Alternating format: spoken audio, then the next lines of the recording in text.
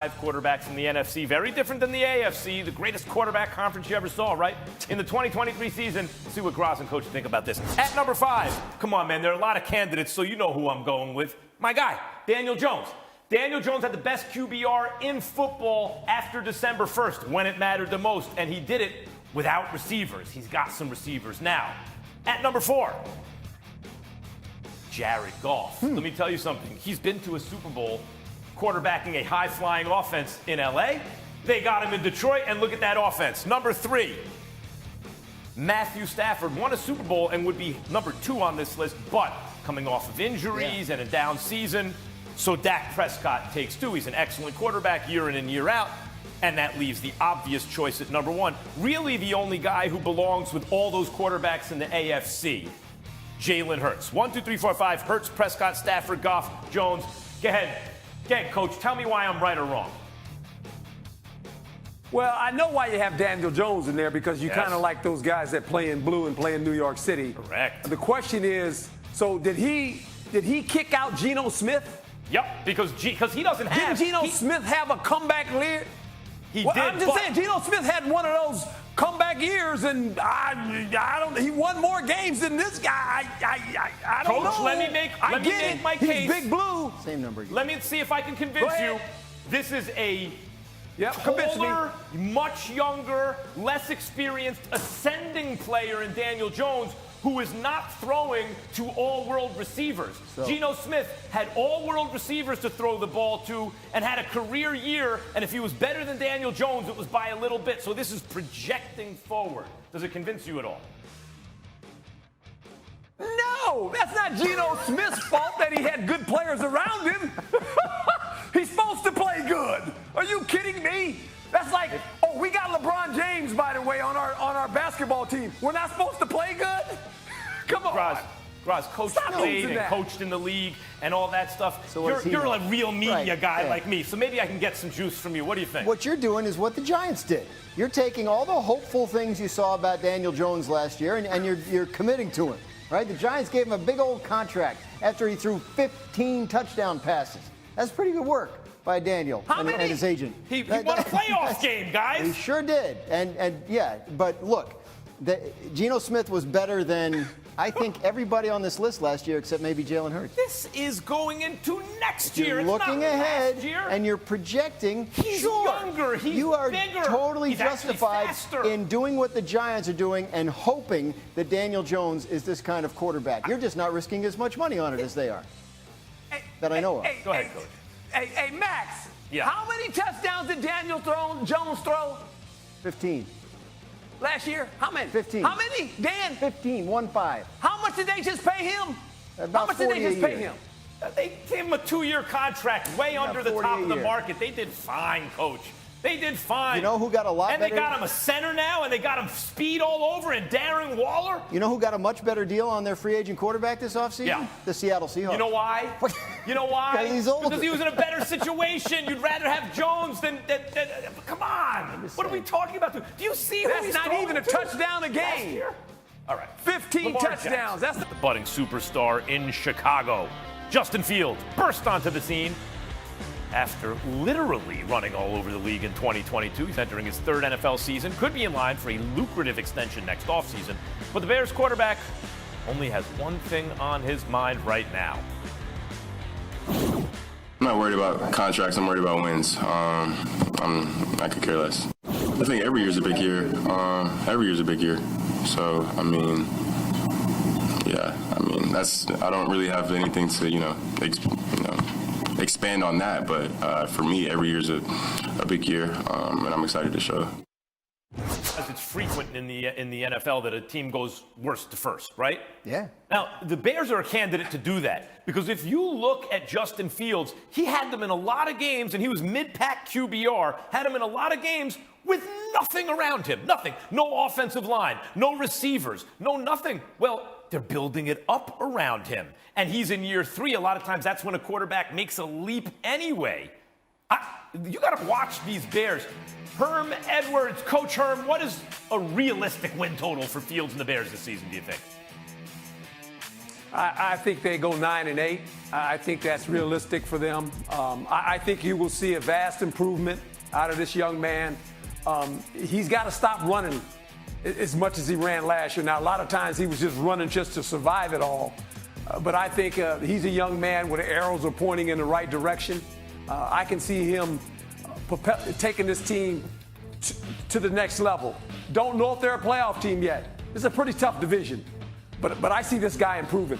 Hopefully he's going to make a Jalen Hurts improvement, throwing the football down the field, being more accurate with the ball. But they got to protect him. This guy got sacked 57 times last year. And think about this. If he wasn't a good runner, he would have got sacked more than that. Yeah. He was an athlete and still got sacked 57 times. Coach, I'm with you. I mean, 9 wins might be generous, right? If you get 7 wins, you more than doubled your total from last year. And you mentioned Josh Allen. Coach mentions Josh Allen, but then of Jalen Hurts. I'm thinking Josh Allen, right? Because Josh Allen had similar kind of splits in his touchdowns to interceptions. They were about 50-50 at first, then better, and then they got him stuff, and he took off in year 3. Can the Bears contend in the NFC North this season? I think so. And look, if you buy Herm's win total of 9, the NFC had 2 9-win playoff teams last year and an 8-win playoff team. So there are spots available in that conference. In terms of the North, yeah, if things break right, absolutely. Who's everybody's favorite in the NFC North right now? People are picking Detroit. Detroit, I like what they're doing too. It's a team that hasn't made the playoffs in 7 years and only 3 times this century. So they're far from a sure thing. So I think if things were to look, I don't think for the Jalen Hurts comparison, I don't think this year's Bears, roster-wise, are last year's Eagles. I don't think they're that level of team. But they are on the right track, and I do think they'll be significantly better. A big free agent acquisition on the offensive line in free agency, Nate Davis. They drafted a tackle in the first round. They had DJ Moore at receiver. They remember Chase Claypool, who they got at the deadline last year. Second-round pick. Yep. So they're doing what they can to build it. Robert Tonyan. I mean, we could go on and on. They did a lot of work. Only how many playoff appearances this century? They only have 2 playoff wins in the better part of a century. Yeah, no, it's unbelievable, but I do like Detroit. Time to put 5 on it today. We've got my list of the top 5 for a second game against the Bengals. Graz, when? I can't believe I'm asking this. Yeah. When can we see Hamlin back on the field? I mean, if he's doing this, I think the expectation is that if it all continues to go well, he's okay to play. I mean, like we'll see him, I think, this fall, unless something else happens. I mean, anybody can get hurt, but from the issue that he suffered late last year, my understanding is he's been cleared. Irony that this guy the heart was the issue when he has so much heart. He got hit by lightning and is running toward the thunderstorm, right? Unbelievable. Aaron Rodgers didn't participate in Tuesday's OTA drills with the Jets after tweaking his calf. He said the calf injury wasn't, quote, too serious.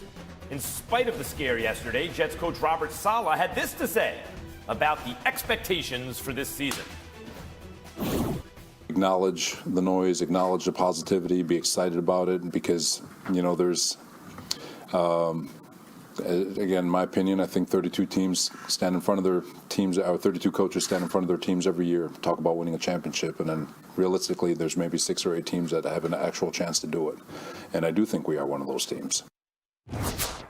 Dan Graziano and the coach, Herm Edwards, join now. Guys, listen to this, because I believe that the New York Jets are real contenders to make the Super Bowl, right? They're genuine Super Bowl contenders.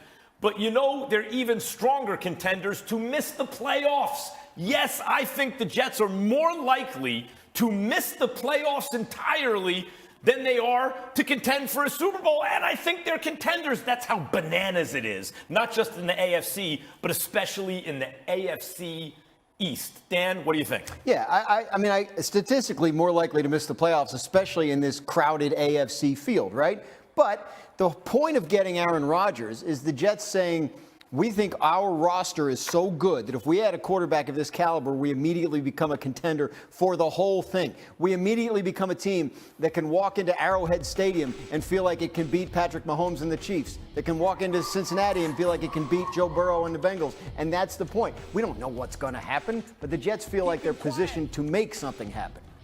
Yeah, that's right, Coach. How dare anyone disturb Coach Herm Edwards was he when he's on this just in? Yes, he was talking to you, Graz. Right. He said, be quiet. It's time for Coach to talk. All right, Coach, we've quieted Graz It's down. usually more polite than that. Are the Jets more likely No, I to miss wasn't. the playoffs or make the Super Bowl, Coach? No, I think they're a playoff team. And you think about it this way, and Dan realizes this. They're banking on 3 players. Joe Montana, when he left Kansas City, when he left San Francisco, came to Kansas City, got to the championship game. Stafford leaves Detroit, goes to the Rams, goes to a Super Bowl. And Captain America goes to Tampa Bay and goes to a Super Bowl. When you look at this crowded division, AFC East, I think 11 wins the division this year. When you look at the Jets were 7-10.